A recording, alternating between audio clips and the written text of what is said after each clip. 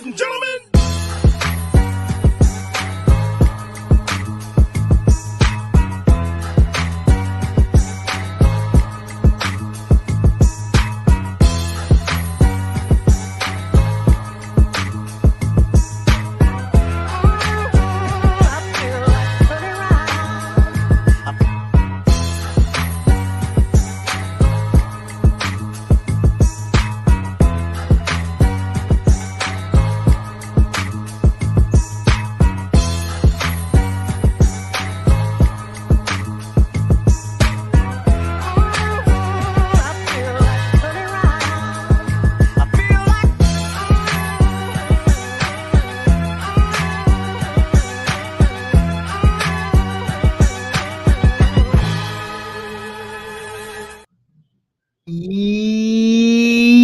Yo, baby. Yo, baby.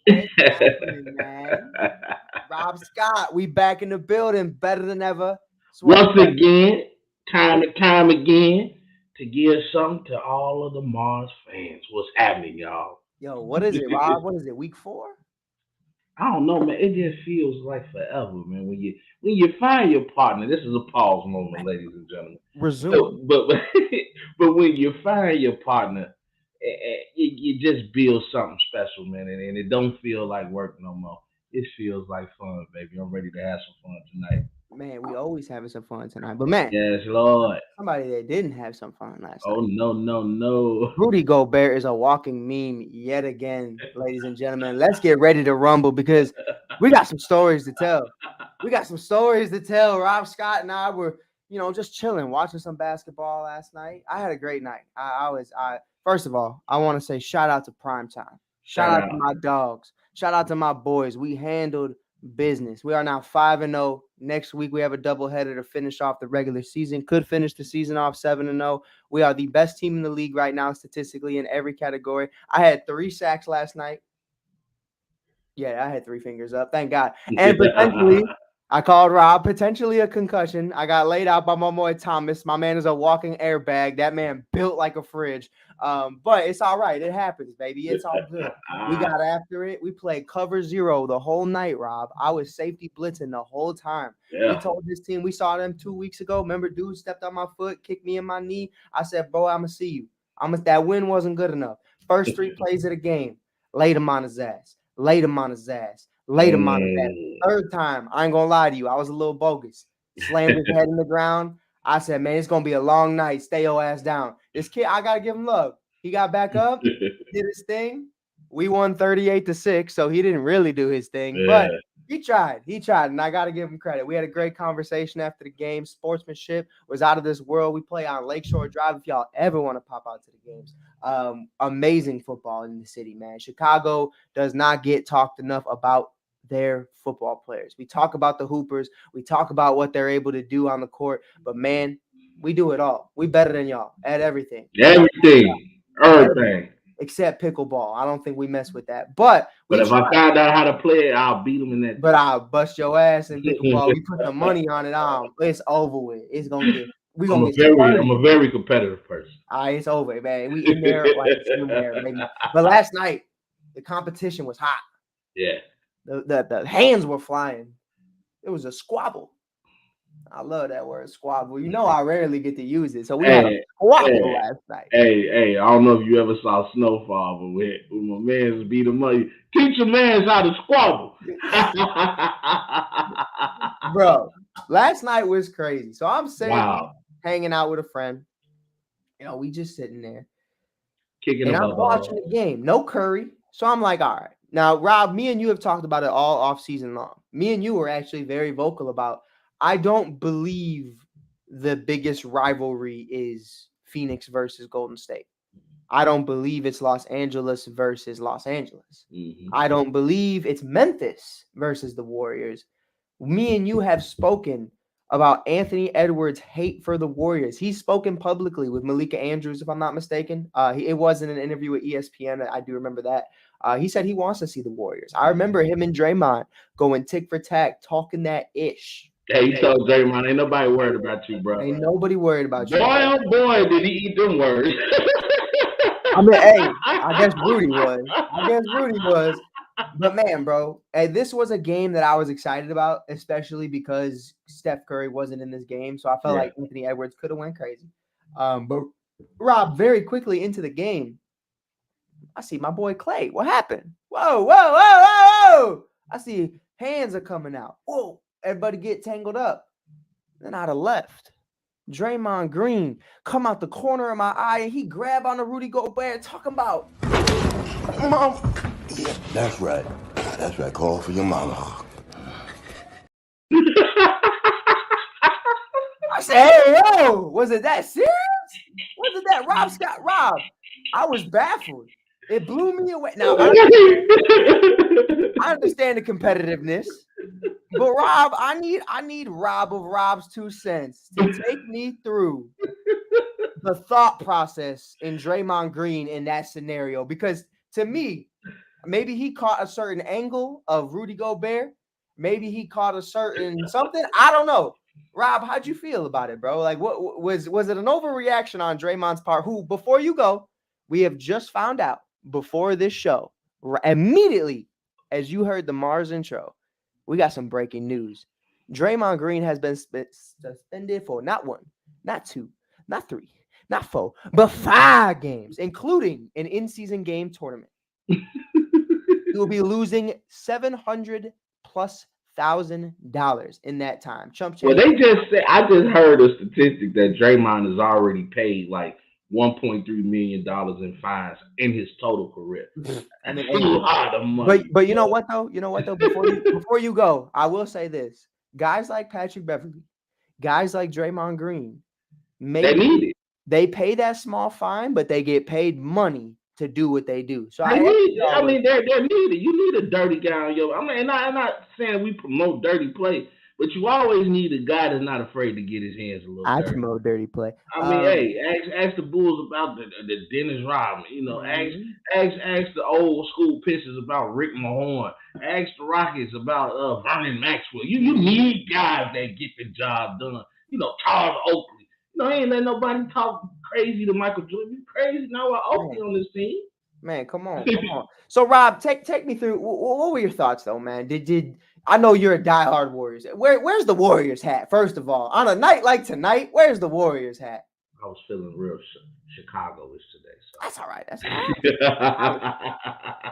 No, but let's talk about it though. So, Jaden McDaniel and Klay Thompson. According to Jay McDaniel, Klay had been chirping even before the game started. You know what I'm saying? And you know, Klay gonna talk his talk. You know, remember, he's gonna let people know how many he got.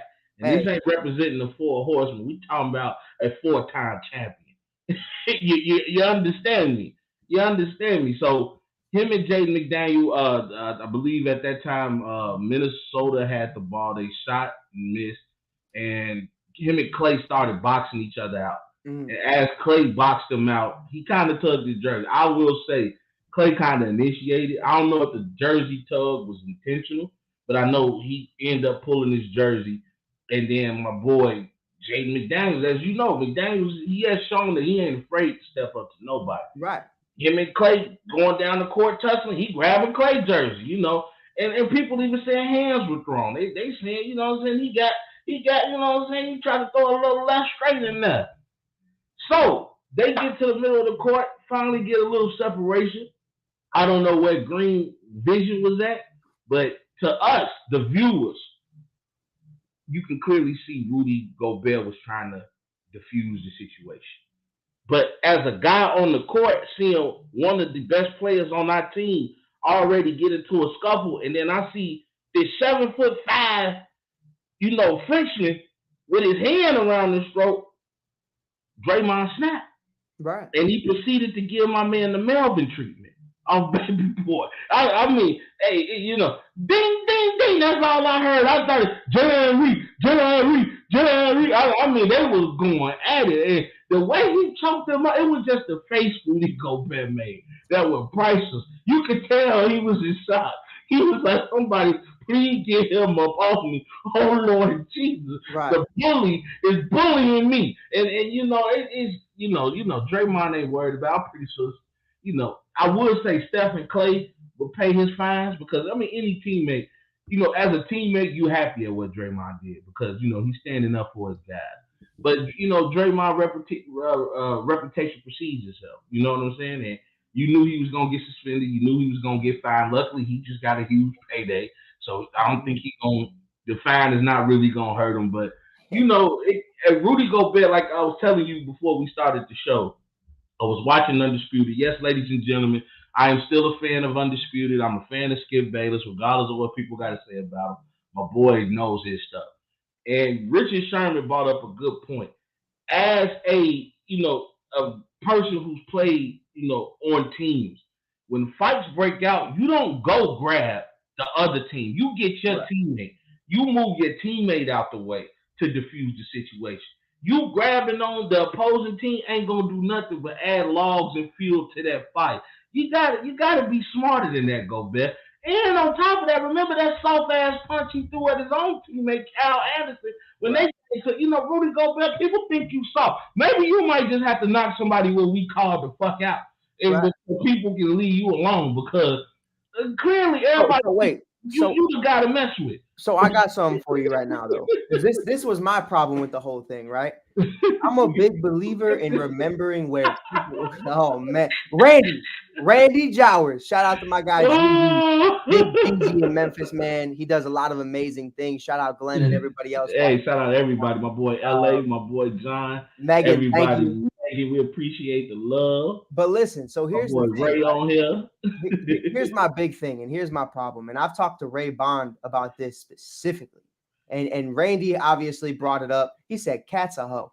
Now here's my thing. Oh, I've been saying. But here's my thing. When you get into a scuffle, and Rob's South Side, I'm from the North Side. But at the end of the day, Chicago runs on fighting. Growing up, that's just what it is. We scuffle, we get into it, we get sturdy. Like it's just what it is. And I think the biggest thing that I realized is growing up was remembering where everybody was when something real went down. Thanks. Where was my boy Chach? Where was my boy Buddha? Where was my boy E? Was somebody just standing there watching? Was somebody running away? Was somebody recording it? And that's the shit that pisses me off the most. I'm getting my ass beat and somebody just recording it. That's bro, like what? But Rob, we have seen this multiple times. Karl Anthony Towns just not being big, not being assertive, not being a leader. Anthony Edwards was down with the smoke. Rudy Gobert was obviously in a certain situation to where he couldn't get involved because he was involved. But man, talk to me about Karl Anthony Towns and where that shows his values as a teammate. Because I've seen Andrew Wiggins get into it. I've seen Ant get into it. So many others now. Rudy, where's Cat? Let me tell you something about Cat, okay? I don't like to call out another man and talk about what they would or wouldn't do.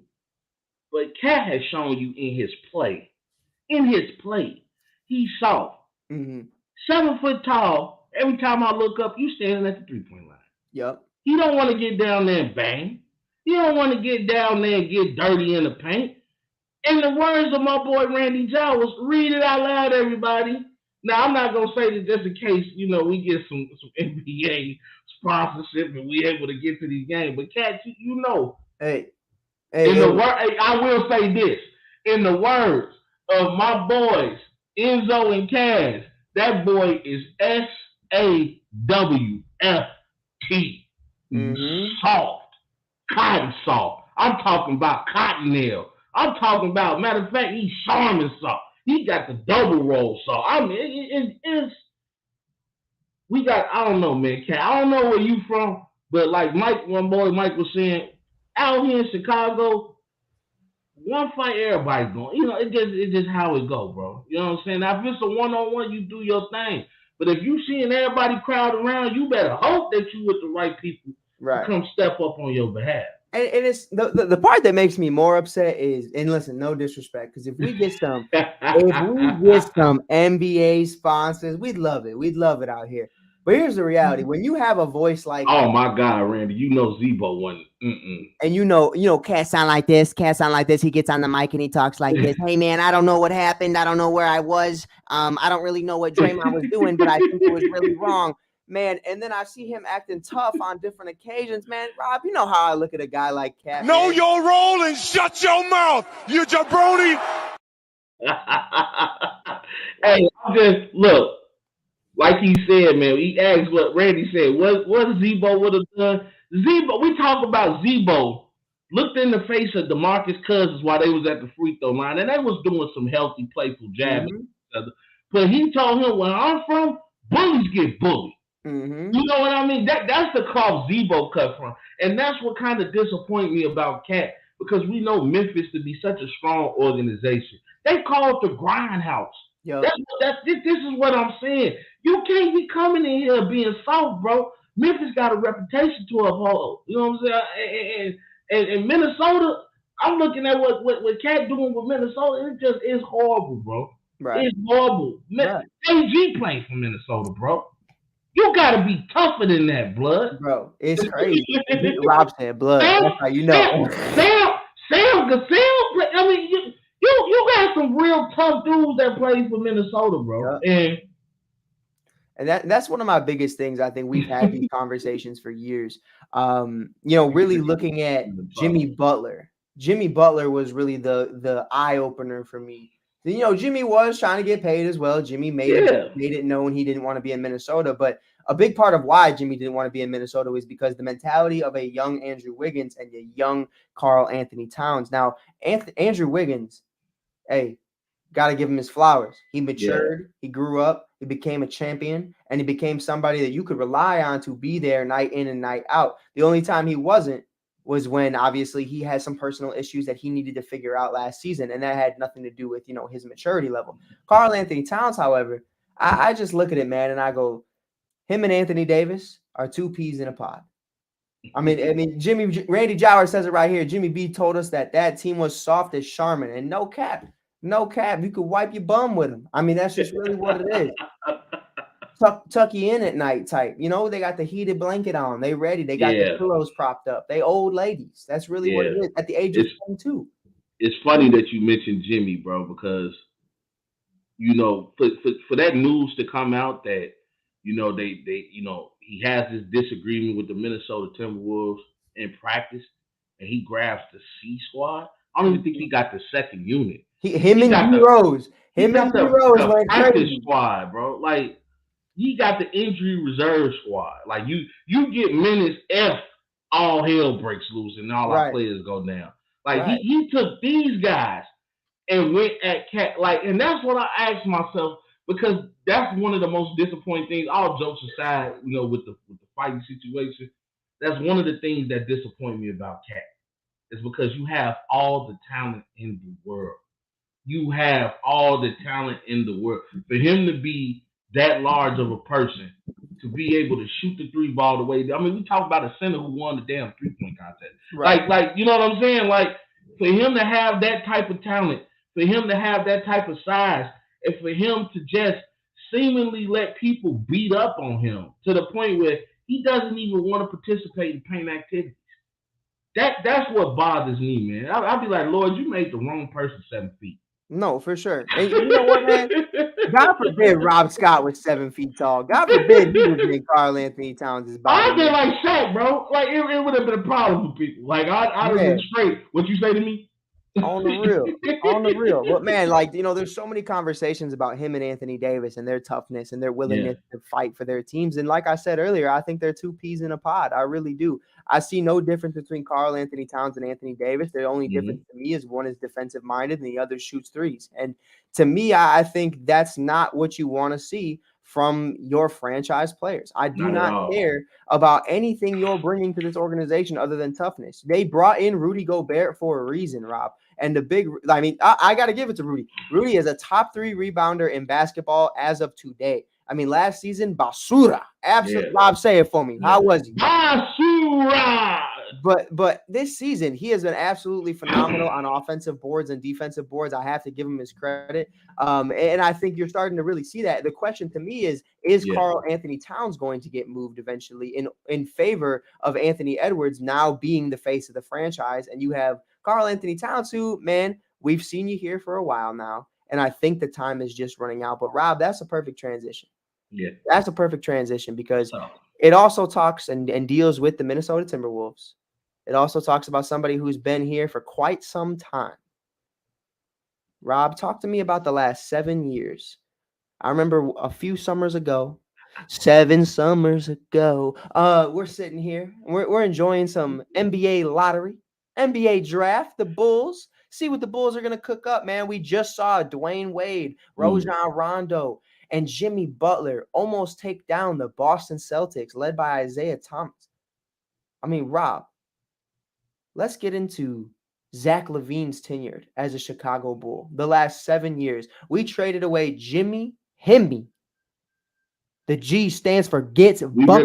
really got to talk about that. We got to bring it down. We got to bring it down, and we have a reason why we're discussing it. 7 years ago, the Chicago Bulls traded Jimmy Butler in exchange for the number 7 overall pick from the Minnesota Timberwolves, which turned into Lauri Markkanen, who has improved into one of the most improved players in the NBA with the Utah Jazz, and of course not with the Chicago Bulls.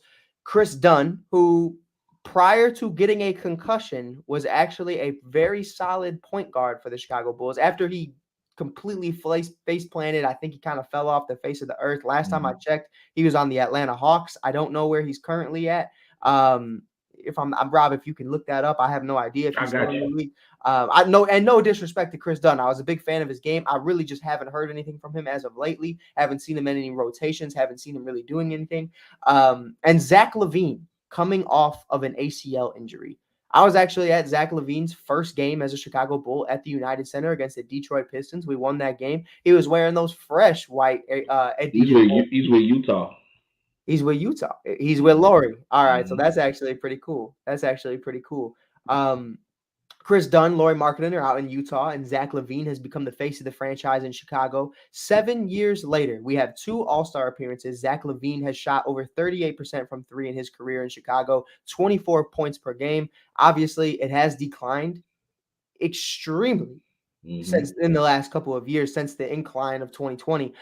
You bring in DeMar DeRozan, you bring in Lonzo Ball, Nikola Vucevic, Alex Caruso, Torrey Craig, Patrick Beverley. The list goes on of veterans that they have brought in. And I will say, to Zach's credit, they have not drafted well. You had a number 4 overall pick, and it is a bust in Patrick Williams. You have Ayo Dosunmu, Marko Simonovic, and Dalen Terry, who are role players at best, and Marko Simonovic isn't even on the team. Dalen Terry is in between a Windy City Bull and a Chicago Bull, Rob. I really don't know.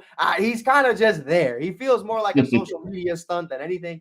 No disrespect to Dalen. As of right now, I just haven't seen anything. And Billy Donovan has also had his issues. But, Rob, it's finally coming together. And I'm very long-winded, and I apologize for everybody listening, but Rob and I have been waiting a long time on this. So, damn it, I'm going to take my time. The Chicago Bulls and Zach Lavine's camp have mutually agreed to seek a trade for Zach Lavine. Yeah. And that was reported by our Chicago native himself, Loyola Rambler, Shams, who does an amazing job. If you got to pick between Shams and Woj, I got to rock with the Chi-Town heroes. Got to go with Shams. No disrespect to Woj, but Rob, talk to me a little bit about a rough 4-7 start, just to hear this news that Zach said, enough is enough. I can't do this anymore. It just proved me right. I've been saying since before the season started, I've been saying as the season has progressed in this very early NBA season, that the Bulls need to go into full rebuild mode. We don't have it right now. We're like that ugly middle child. Like, and no offense to any middle kids out there, we got love for you. But what I'm saying is, we're not good enough to make the playoffs. Mm-hmm. We're not bad enough to be the worst team in the league. We just suck. It's just right there. Like, we're going to win a couple of games. We're going to shock a couple of people. And then for the most part, we kind of understand how our season is going to go. Right. So I'm actually happy that Lavine has asked for this, because right now, I didn't know what the Bulls organization was going to do. We got Billy Donovan, who was like kind of afraid to speak to his players. The Bulls, higher management have not been doing a good job in drafting, or in DeRozan was the best free agency move they did. Paying Vucevic all that money, paying Zach Lavine all that money. Like, you should have reevaluated the situation. Unfortunately, we went through the bad thing with Lonzo Ball. It's just time to break this thing up.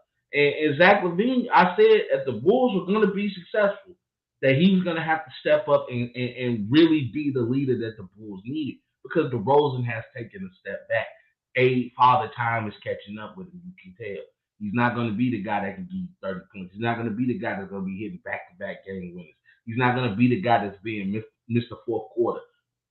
DeRozan is just good enough now. Like, he's going to have some games where he can't go for 30. He's going to have some games where he only score 12 points. That's just where he's at in his career right now. And Zach Lavine is young enough. He has enough skill to potentially stand out and be a leader on this team. He just doesn't have it in the heart department. And hey, I'm not mad at the Bulls organization. I'll be trying to shop him for the highest bidder. No. And Gonzo, you ain't lying, because your boys are tough right now. Them Pacers are tough as hell right now. Halliburton is a dog. Man, he's been going. And you know what? I will say, for anybody who's really been watching, Obi Toppin has been a dog. Crazy. Lost with Tom Thibodeau, but you see him flourish in Indiana right now. And I also want to give a shout out to Chris. I haven't talked to Chris in a very long time. I haven't talked to Pops. They still do amazing things over at the ASAP Network. You can check out their wrestling shows. Check out the Gonzo Sports Room. Super hot fire. I mean, we love to see it. We love to see it. Got to give us some love to our boys, man, because, man, we used to do shows with them every morning, Rob. They used to be like clockwork. So much fun. But man, it's interesting, man. It really is. And you want to know when it was for me? I had two instances because Rob is amazing. Rob is amazing because he doesn't reel me back in. Rob never reels me back in. Rob never tries to. He keeps it a bean with me. But Bulls fans and myself reel me back in every single year. They give me hope. I say, you know what? We just beat Toronto. We just beat Toronto Raptors because DeMar DeRozan's daughter is the queen of scream. I mean, the absolute queen of the fourth quarter. She's making OG miss threes, making Siakam missed free throws. I mean, absolutely phenomenal. And then we go up. And here was one of the spots for me, Rob. One was I saw what we all saw. Uh-huh. The man we traded away, Jimmy Butler, go to not one, but two finals. And multiple Eastern Conference finals with the Miami Heat. Almost going to the finals with the Philadelphia 76ers. I know Philly's still kicking themselves in the ass for letting him go. I mean, man, that's a whole different thing. But chose Tobias Harris over Jimmy Butler. Are you crazy? Man, chose Ben Simmons over Jimmy Butler. That's what it was. Are you crazy? Y'all better be lucky Tyreese Maxey showing up. We lucky is an understatement because Joel Embiid would be the hottest player right now entering free agency and potentially requesting. I swear to God, he would not have re-signed without Tyreese Maxey in the near future. But Rob, man, you look at what this team has been able to do. We're talking about a first round exit in 2021 against the Milwaukee Bucks, which fine, that's respectable. I'm not mad at it. But then you get beaten in the play-in by Jimmy Butler. And remember the energy I had last year. I'm not a lie, man. I tell nothing but the truth. I will always keep that same energy. If I'm wrong, I'm wrong. Rob and last year I said it. The Warriors are going to the finals. Rob said the same thing. And we said they're going. We were wrong. But on the East, I said Jimmy Butler is going to the finals again. Watch. You did. Watch. And the thing about that, a bunch of white boys, another Chicago Bull, former Chicago Bull, Max Strus, and just bam. Like, and Tyler Hero wasn't even involved. No, he was injured. So I look at that and I go, Jimmy did more with less for the last 4 years. And we have given Zach Lavine every opportunity to be a top 10, top 15 player, whether that's in the playoffs or during the regular season, and he hasn't in either. You want to have issues with Billy Donovan about not being that guy. But here's my next point that I want to make. The moment for me was on a beautiful 2023 New Year's Eve day. And then on New Year's Eve, the night before, 2022, 2021, back-to-back years, DeMar DeRozan with game winners, baby. Yeah. That was the moment I realized Zach Lavine wasn't the guy. Because DeMar became that guy. I told you that already, though. You told me that. You gotta listen to your boy. I saw how Zach was in Minnesota. One thing I trust about people, and it's the old cliche, you don't trust what people say, you trust what people do. Their actions are going to show you who they are. And Zach Lavine has shown us time and time again, with all the skill that he has, he is not a leader amongst men. Right. It takes a special kind of player. It takes a special kind of guy. Not even just in sports. We're talking about CEOs, talking about VPs, talking about great managers. It takes a great person, man or woman, to be a leader amongst people. Not everybody has that. Right. You think somebody can go out there and do what Martin Luther King did? No. You think people can go out there and do what Napoleon did? No. It takes a different type of guy with a different type of leadership. Hey, say what you want. I know the history and all this stuff, but what I'm saying is when you can get a whole group of people to follow what you do, that's a special kind of person. Now, what you do can be on you. Rob, was Napoleon a good guy? Hey, history is always told by the winner. Don't have me start dropping jewels on y'all. They come to me for the truth. He avoided my question. No, but I George Bush that thing. You know on God, he did. You gotta avoid. You gotta evade. You gotta evade. Hey, when is the money coming to Haiti? Anyways, Lord. What do you mean? But no, man. In all seriousness, I completely agree. In the disgruntlements with a guy like Billy Donovan. Billy Donovan's a very well-respected coach. Like in college. But no, as a coach, you've never heard a player say Billy Donovan's a fool. Billy Donovan's disrespectful. Billy Donovan doesn't treat players right. But so for Zach to have that problem, though, Rob, is my problem. You hearing about Greg Popovich, and I'd rather go play for Greg than Billy any day. I think I'd rather play for I'd rather play for Greg than anybody in this world. Shout out to Coach Pop. Come on, talk to him. But man, I got a few proposals that were on the TV today. Okay. A couple on FS1, a couple on ESPN, but these were a couple of my favorites. Yeah. Zach Lavine. 2 trade proposals. I want you to see which one you favorite. Now, you know which one I want. Now, there's one that I know is better, but there's one in my heart that I won't. I wants it. I needs it. I got to have it. Don't say the Memphis to bring Rose back. I'm good. I'm good on that. Okay. I'm okay. You scare me sometime. Zach Lavine and Javon Carter to the Golden State Warriors in exchange for Klay Thompson, Jonathan Kuminga, and a 2028 first-round pick and a 2030 swap. Rob, what do you think this trade does for both sides? And do you think it's at all realistic? Because this is all on TV. This is not created by Mike and Rob. We do not own the rights to these graphics, whatever. I don't care. But what do you think? No. Even for the Bulls? No.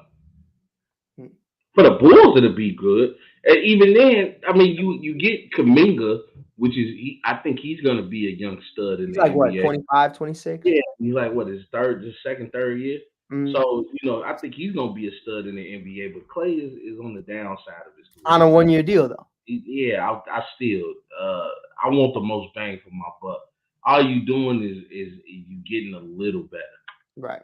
And Mike Hughes is getting the Klay Thompson. I just rather them. If you're gonna do something like that, I'd rather you trade draft picks. And of course, for my Warriors, that's definitely not a good deal. You already guard heavy as hell. You're gonna bring in 2 smaller guards and let go of Kuminga, who you're gonna definitely need going down the road and getting into playoff contention due to his size and his athletic ability. Not a smart move at all. Well, not even that, Rob. Think about it. Like, respectfully.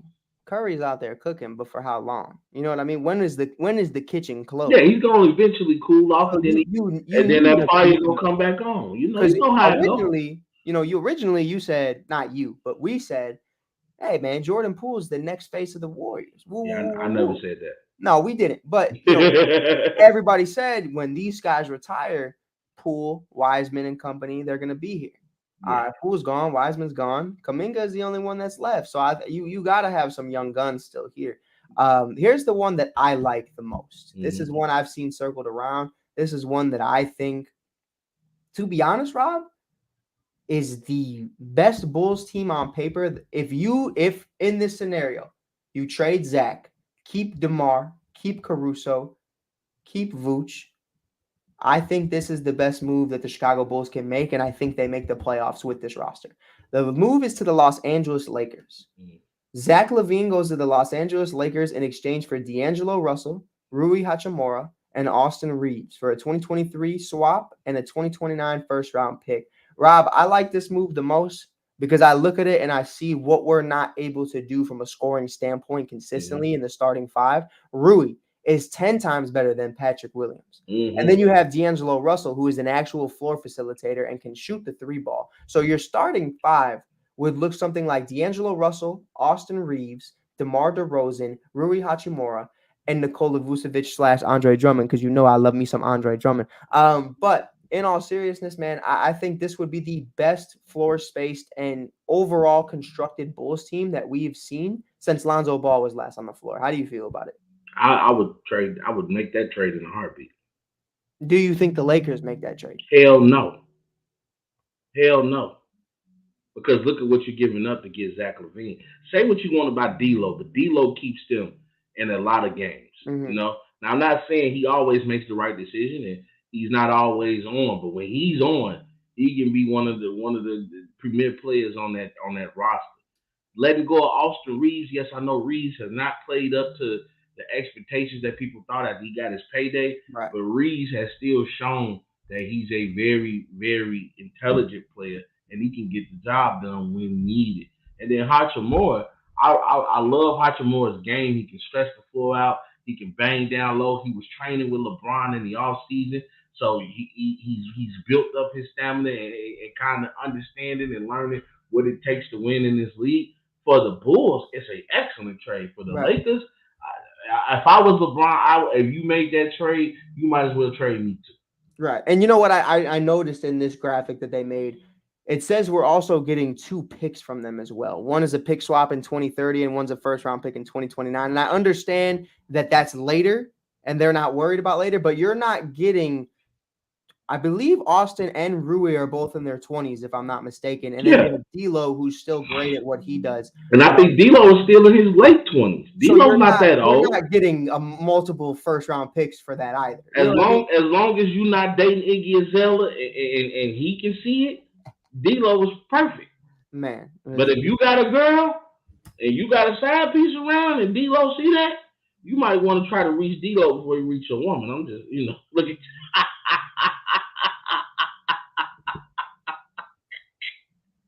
That's all I'm saying. Huh? Shout out to Nick Young. Huh? Hey, shout out to Nick Young, by the way. Big 3 champion. Big 3 champion. Trilogy won the Enemies won the championship this year for the Big 3. We got to cover that. It was a lot of fun. We got that episode coming out what's tonight? Today's Wednesday. Wednesday. Tomorrow we are dropping the Ice Cube video on our YouTube. Definitely check it out. We've obviously already seen it. You guys have already checked it out. But if you ain't seen it, go check it out.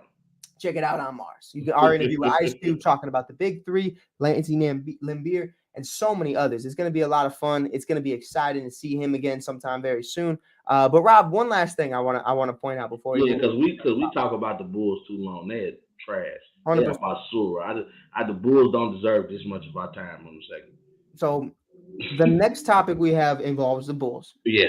But we understand that if one domino is falling, and this is quote unquote the biggest domino in Zach Lavine, then the rest are coming very shortly. Now, in this scenario, Rob and I did not do Nikola Vucevic. I feel like after the extension and just because of the market for centers right now, I don't think they would move on from him. I also don't think they would trade away everybody and then we're going to end up losing every single game. They have to have somebody. And they just paid him.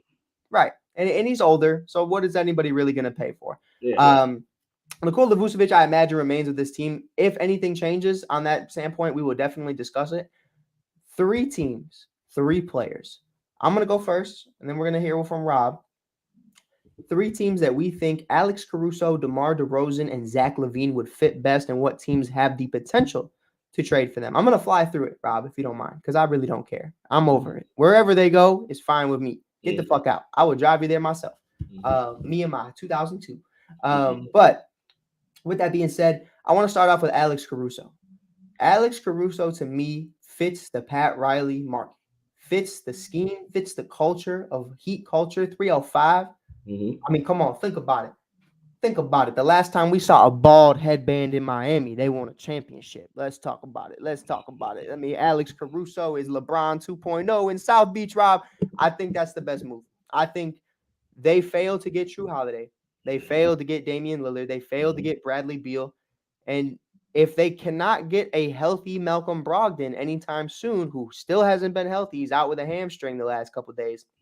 I think Alex Caruso fits what Jimmy Butler and company are trying to accomplish. I think he's better than Kyle Lowry at this current state. And defensively, I think they'd be nasty. With Jimmy Butler, Bam Adebayo, and then you throw in a guy like Alex Caruso, I think they got some crazy things in the works. Number 2, DeMar DeRozan. DeMar DeRozan, to me, I have an honorable mention because I thought about it during this show. The honorable mention to me, I look at this trade right here, and I say, if it was DeMar DeRozan instead of Zach Lavine in exchange for Kuminga, I think Golden State Warriors look at that and say, the mid-range game, we got the three-point shooters. I think they would be interested in a guy like DeMar, but I don't think financially that makes sense. What does make sense is a team that traded James Harden for a bunch of veterans on one-year deals. They have all the draft picks in the world now. The Philadelphia 76ers, to me, with Tyreese Maxey and Joel Embiid, seem like the perfect fit for a guy like DeMar DeRozan, where he can still flourish, be that number 3 option alongside Maxey and Embiid. I think it fits the most. The Bulls would be acquiring one-year deals who would expire towards the end of the season, wouldn't go towards the cap. The Bulls would then obviously have a salary cap where, hey, we can get a max player in free agency. We can acquire a big-time name because we have everybody on expiring deals. And maybe you get a couple draft picks from that as well. Maybe not big-time draft picks, but I'm talking like pick swaps, stuff like that. You know what I mean? Nothing crazy. Some 2023 or some 2030, 2029 stuff. Nothing too deep. I don't think Debo has that command. And then number 3, Zach Lavine. I don't care. I'm going to just say the Lakers because that's what we've heard so much of. Honorable mention, I think the New York Knicks and the Brooklyn Nets might be involved as well. I could definitely see that being possible. Maybe another one, the Utah Jazz. But Rob, talk to me a little bit about where you see these 3 going. I don't care. Facts.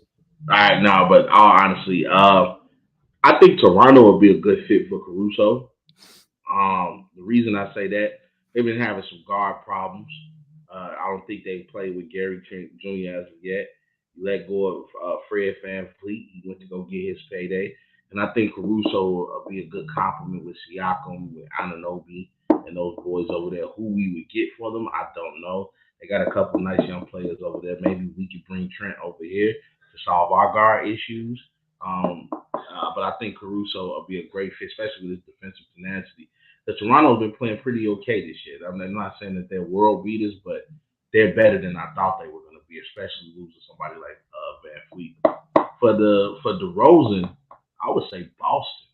And the reason I say Boston is because Boston's bench, to me, is not so tough. They've been playing okay for now, but when you get into the playoffs and things like that, especially not even getting into the playoffs, when you start to get later on down in the season, you want to give your guys some rest. You're going to want to be able to rely on your bench to keep you in the standings and to not lose games, because we know the better you are as a team, when you get up there towards the top, the moment you lose 3 or 4 games, now that can be a difference of you being the 2 seed to now being the 6 seed. And right now, I think it's going to be a tight race in both conferences. And then for Lavine, I would say New Orleans. I think New Orleans will be a great landing spot for Lavine. I like to take some of those young guards they got. It's this one kid, I can't think of his name right now. I think it's Najee Marshall. Yeah, that kid. That kid has been playing, man. Him is another guard, Kira Lewis. He's been showing jump like his. I was watching New Orleans the other day, man, and they had a surprising victory. Like, I didn't think, Zion stepped up pretty big. Brandon Ingram, him, and they starting to get their thing together. But they got some great young guards over there, and I think Lavine could add something for them. But me personally, if I'm the Chicago Bulls, if I don't do it mid-season, nobody's coming back at the end of this year. Everybody has to go. We have to rebuild. We have to give ourselves a chance to get better. And holding on to aging veterans ain't gonna be. That's just not the solution. Shout out to my boy Jay, man. What's happening, brother? And shout out to the ASAP family. What's going on, y'all? Dude. Jay Zach needs to go to Detroit so Chicago can get Cunningham. That'd be good too. But I think with the way Detroit is playing right now, I don't think they're going to give up that young core. Detroit has been hooping this year. For sure. They've been hooping this year. I got a question, Rob. Yeah. My boy Amin. Shout out to my boy Amin because he supports a lot of stuff I do, man. Whether it's bullshit or whether it's real shit, he's always there. That's my guy in Oregon. Grew up with him. Yeah. He's a hooper, man. He's a hooper for real. He's got his coat. You would be proud, bro. He's got his Kobe's on every time he steps on the court. But with that being said, bro, getting into it, he made an interesting comment. Detroit basketball seems to be on the right path. But somebody who seems to be just a few steps behind in their progression is Jaden Ivey. I think Jaden Ivey has all the potential in the world. So I'm going to pose you this question. Cade Cunningham and Zach Lavine on the same team, and the Chicago Bulls acquire Jaden Ivey. Is that something that you think realistically does make sense for both sides, where you get a sure thing and an all-star in a basketball community that cannot acquire legitimate free agents? Detroit just hasn't been able to get real free agents. Let's be real. Yeah. So you get a guy like Zach Lavine, you get Cade Cunningham, you have Isaiah Stewart, the man who took on LeBron James Wiseman and company. I've still got his feelings on Isaiah. Nah, come on, man. But in all seriousness, don't go get tough with LeBron. Really? Do you see that being a realistic possibility? No.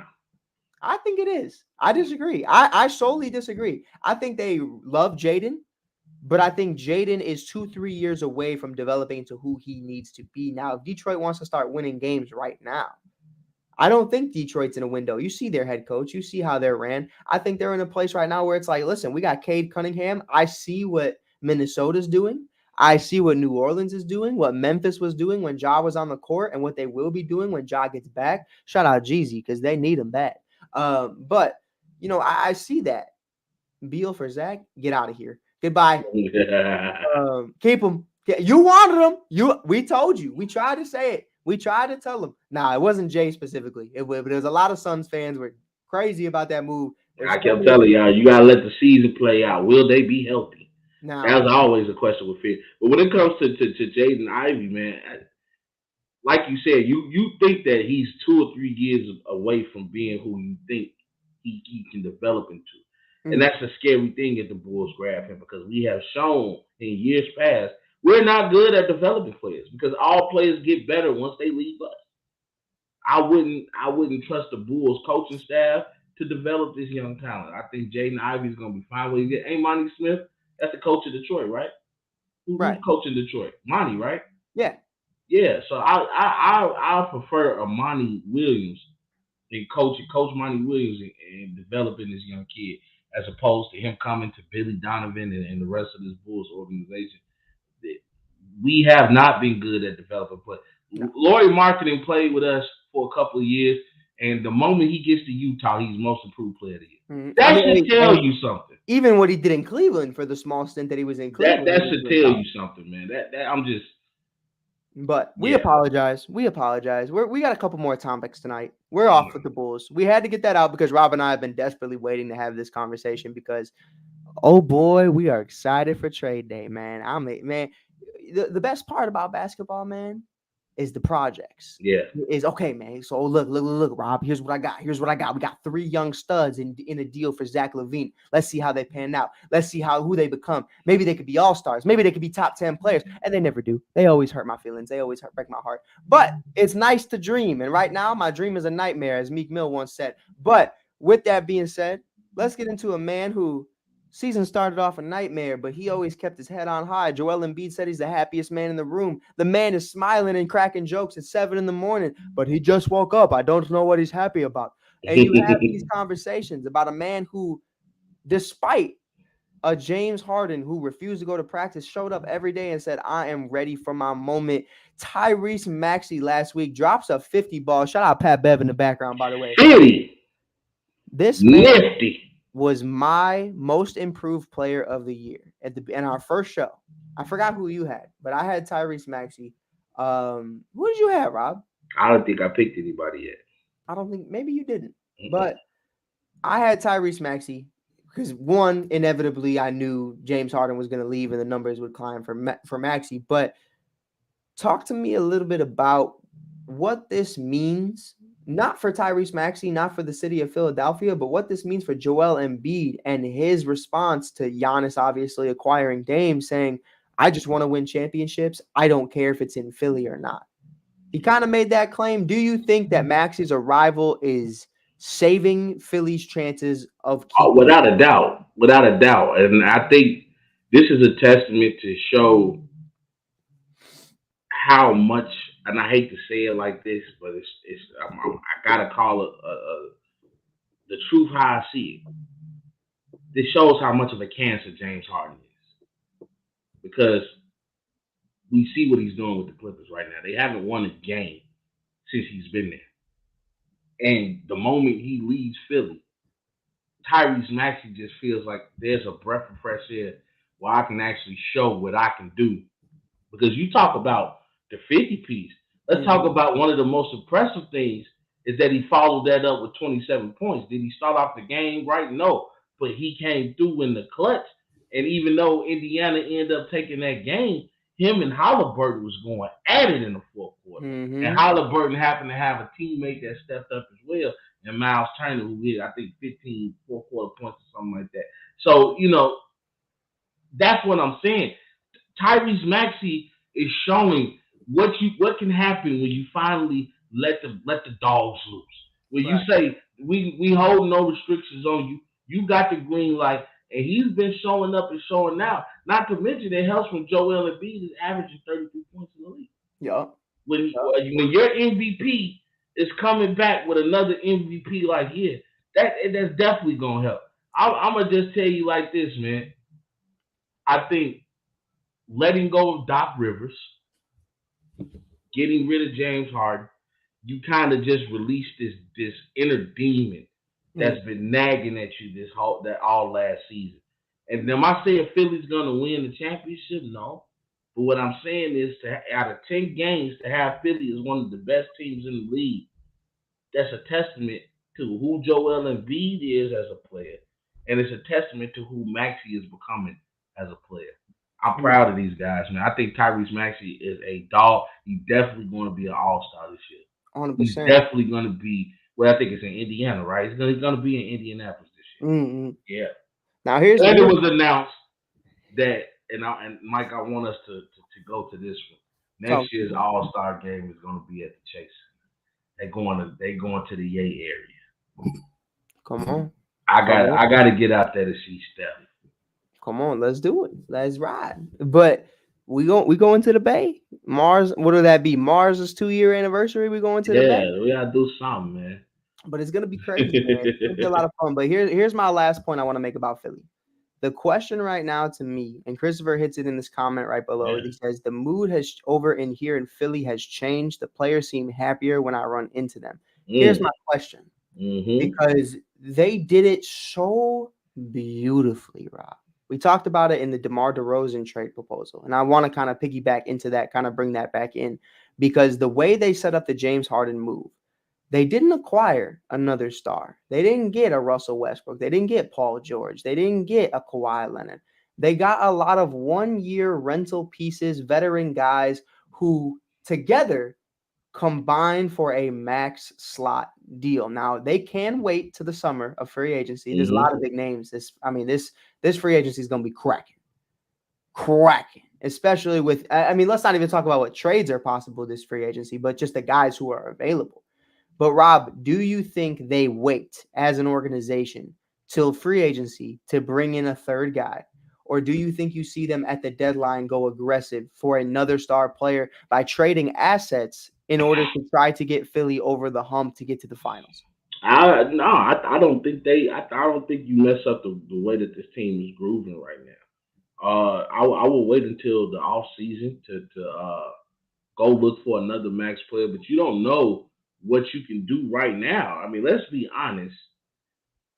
There's no definitive clear-cut team that stands out and you said that team is going to win the championship. Because you look at the Denver Nuggets, but they're going through injuries right now. You don't know if their bench is going to be as strong down the stretch. And, you know, we don't know how healthy Jamal Murray is going to be. I mean, they just came out and said he might have to miss an entire month with this hamstring injury. Then Right. the Boston Celtics. We're talking about a team, in the words of LeBron, that's top heavy as hell. You know, their bench is really lackluster to me. Right. You look at Golden State. We don't know if they'll be able to defend enough because they're not, you know, they're height challenged as a team. They're you know, they're small. They're a little bit. But here's what I want to pose though, right? So like because you mentioned it, and I think it was a perfect transition. You mentioned I don't want to mess up what's currently working, what's currently the word of success. But here's something that I think. Remember when they acquired Kawhi in what 2018, 2019? We're talking about Toronto, of course. They didn't really trade away anything that was too crazy. Of course, they traded away Debo, but he wasn't really a X factor at that point in time. Now, what I do see right here, when you look at the Philadelphia 76ers payroll, I'm going to name you the top 5 highest paid guys. Are you ready for this? I buckle up. Are you strapped in? That's it. Because, man, when you hear how much these guys make, you're going to want to get back in the gym and start shooting shots, man, because these guys are getting... Oh, I've been feeling that way, man, when I seen Jaylen Brown get $300 million. Well, check this out. We got right now Joel Embiid making $47.5 million a year. Deserved. Tobias Harris is making $39 million a year. Not deserved. Now, I want to ask you, Rob, out of the players on this team who are deserving, who would you guess is the 3rd highest paid player?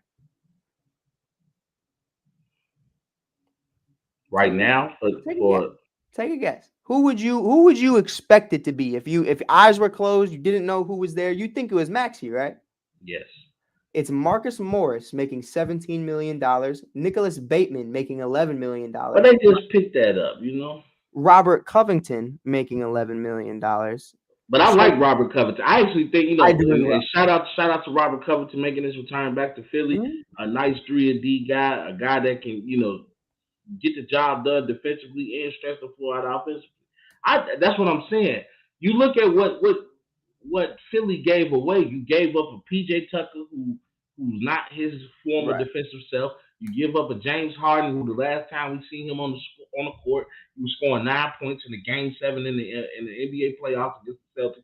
That's what I'm saying. You get back Nicholas Batum. You get back Robert Covington. You get back one of the Morris twins. This is what I'm saying, man. Like, I think Philly right now, they got something brewing, and there's no clear-cut win in the East.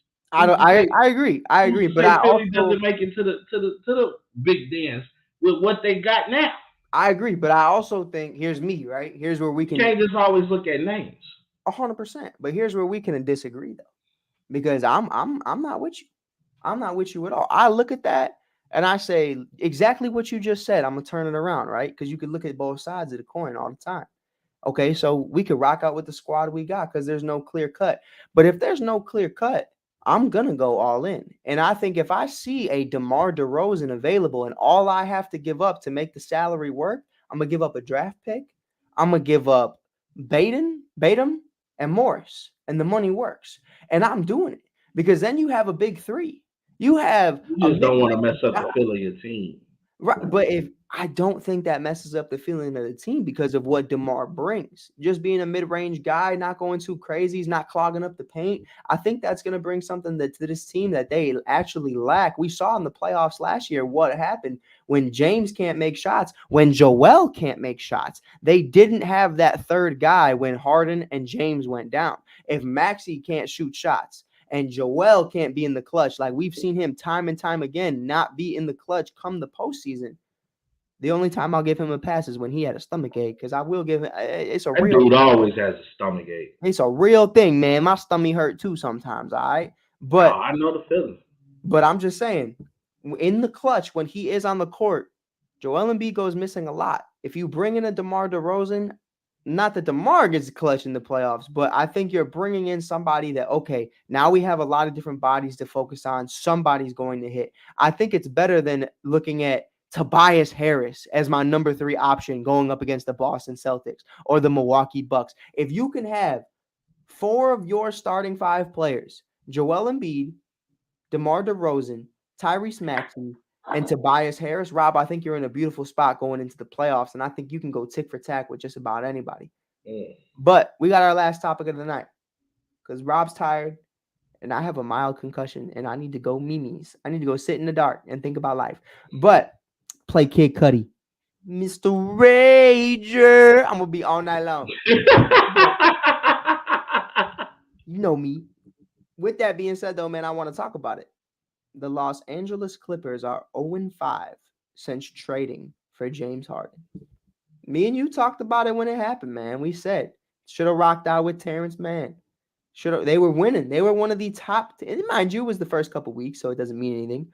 They were one of the. Nah, but it meant something.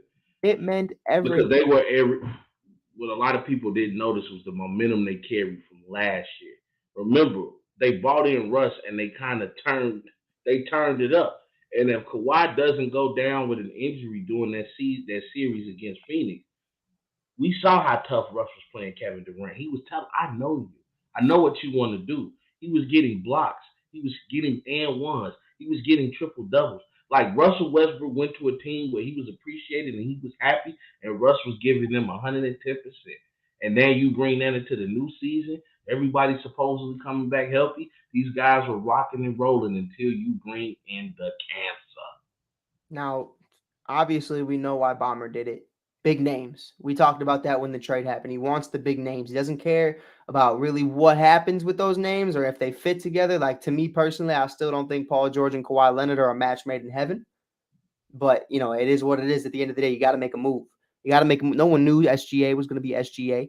So you can't look back on it like that. You could do that all night long. But, Rob, you kind of knew what you were getting into when you traded for James Harden. There's a reason the Miami Heat didn't trade for him. There's a reason the Lakers haven't traded for him. There's a reason big-time organizations, real contenders, aren't making a move for James Harden. They make this move. What do you think Ty Lue needs to do to kind of right this wrong that the front office made? Because to me, I think Russ has taken a lot of blame. I think PG is taking a lot of blame. And the only person that I haven't seen take a lot of blame is the system, quote unquote, in James Harden. So do you think a benching of James Harden needs to occur? And do you think more than anything, do you think that Ty Lue has the authority to do that? Do you think the front office will allow that to happen? The front office can't control what goes on the court. The court is his domain. The front office controls the moves that they make. But once the moves have been made and he's on the court, I control it. That's what you bought me here for. Coach Tyronn Lue has won championships. You know, and many consider him one of the best coaches in the NBA today. You have to trust the mind. You have to trust the guy that you hire and stop trusting in people's names. If you're going to trust in the name, trust in a proven name. Mm-hmm. Coach Tyronn Lue is proven. Look at what he did with LeBron. When everybody was talking about, he garnished the respect of LeBron. You know what I'm saying? He knows, hey, I'll bust my ass for Coach Lue. That's what I'm saying. You bringing in a proven guy. And James Harden, unfortunately, regardless of what money he's made, regardless of what he's been promised, having him come off the bench is a win-win situation for everybody. For the starters, you get back into a groove. Russell gets the ball again. Because the one thing about Russell Westbrook, he's not going to hold on to the ball. He wants to pass the ball. Russ is, they say he's stat padding for triple double. He wants his teammates to be successful. Mm-hmm. And for James Harden, you can now go score 30 on the second unit. Jamal Crawford averaged like 25 coming off the bench 3 times, 6th man of the year. It can be done. That's all I'm saying. Look at Lou, my boy Lemon Pepper Lou. Mm-hmm. That's what I'm saying, man. Just because you're relegated to coming off the bench doesn't mean that you're no longer the guy. It's right. Just saying you're better suited to lead this second unit. What happened when the Warriors finally, Steve Kerr had that tough conversation with CP3? They started to win. Yep. They started to win. And that, honestly, I think that was the plan all along. They just needed Chris to kind of see that in order for him to believe it.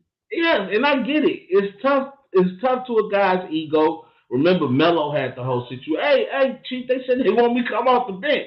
You know what I'm saying? Who coming off the bench? You know what I mean? But eventually, Allen Iverson, another big-time player, had to eventually come off the bench. It happens. James Harden has proven that he is not the James Harden of old. He's not the James Harden of Houston. Houston has a young team right now, and they're rocking and rolling. Even that team told James Harden, if you think you're going to come back here and think you're going to score 30 a night and you're going to ruin the vibe of our team, you can stay your ass over there in Philly. And they turned him down. They turned down Daryl Moore. That's what I'm saying, man. You know, like, and to your credit, Mike, like you said, Steve Ballmer, he's gonna get the names because he wants to put asses in seats. But you also got to understand there's a sacrifice you make, and sometimes you're making the sacrifice in the wrong way that's gonna interfere with winning. And I think that was a part of what I said. I love the look you made because it's a conversation that shouldn't even be had about Tyronn Lue not having the authority. But Ballmer's that kind of guy. You know what I mean? Ballmer's that kind of guy that it kind of like we saw Bus, the great Bus. I love Bus, but Bus also made some phone calls that he shouldn't have made to guys like Pat Riley and company. Like, you stay out of it. You know what I mean? Like, let them do what they do. But I could see Ballmer being the type of guy. If James Harden calls Ballmer, hey, man, they want me coming off the bench. Fix this right now. Boom, click, gone. Hey, he going to come in and say, I need Harden to start. And I think that's the problem to me, is a front office that cares more about the wrong things than the right things. Lou's going to do what's best for this organization. Is Ballmer going to get in the way of that because of his ego and because of things he wants done? And I think Harden is such a huge part of that. And Harden is just one of those guys that I think, like you said, you know, everybody figures it out. Everybody has the come into Jesus moment. But sometimes I think it happens later. Sometimes I think you reflect on your career and say, maybe if I did this, it doesn't always get fixed in this current moment. So I don't see James being that guy that accepts that six-man role lightly. I think issues could continue to transpire, and I just think it's really unfortunate, man. But before we get out of here, I'll say this as my last point. Yeah. Remember, talent provides patience and tolerance. So for right now, they're still banking on who James Harden could be or who he has been. Right. But you want the MVP. As the season progresses, trust me, when you see it's not working, and this is not the guy, you know, the guy that you purchased is not the guy that was advertised. Mm-hmm. I'm pretty sure Steve Ballmer would then get complete autonomy of the team to coach Tyronn Lue and say, you do what's best for the organization, because you have to remember, I just said this about the Eastern Conference. Definitely applies in the West. You lose 3 or 4 games in the West and you can find yourself in a whole heap of trouble. In the West, losing 2 or 3 games can get you from number 2 to number 3. I mean, man, look at Memphis. Look at Memphis. Memphis is in a spot right now where, personally, myself, as of today, November 15th, I think Memphis misses the playoffs. And I don't think they have no time to wait for Ja in the 25 games, which originally, Rob, at the beginning of the year, we didn't think those 25 games would really matter because we didn't think it would be this bad. Well, things started going to hell when Steven Adams went down. I mean, yeah, Steven Adams went down, Clark was still down, and all these other guys, D Rose goes down immediately, and it's just like, man, so many things are going wrong. Yeah. But with that being said, man, we appreciate you guys for tuning in. As always, make sure you hit that follow button. YouTube, Facebook, everywhere, baby. Spotify, Apple Podcasts. I just want to give a special shout out to my baby sister celebrating her 31st birthday. Happy birthday, Jessica. I hope you're enjoying your time out there in Nolens, and know that big bro love you and always got you back. Yes, sir. Yes, sir. Happy birthday. But with that being said, we got a word from our sponsor really quick, Bench Mob Chicago. You can always check out Bench Mob Chicago. They're always sponsoring the Welcome to Mars podcast, Rob's 2 cents, and Mike on the Mic, or the Shy Kid. We're always checking them out. We're always showing them some love. Definitely check them out on Instagram at Bench Mob Chicago or benchmob.com on. You can go Google, I guess. But you can check out their merch on their page. Get amazing t-shirts, hoodies, beanies, wristbands like Rob and I wear. You can check that out all the time, or go on their social medias. You can check out things like Shy Slamma Jamma, the best dunk of the night. You can also check out things like Game Time Stats to see who's going to be playing that day, or my favorite, Bench Mobber of the Night, the best bench player of the Bulls.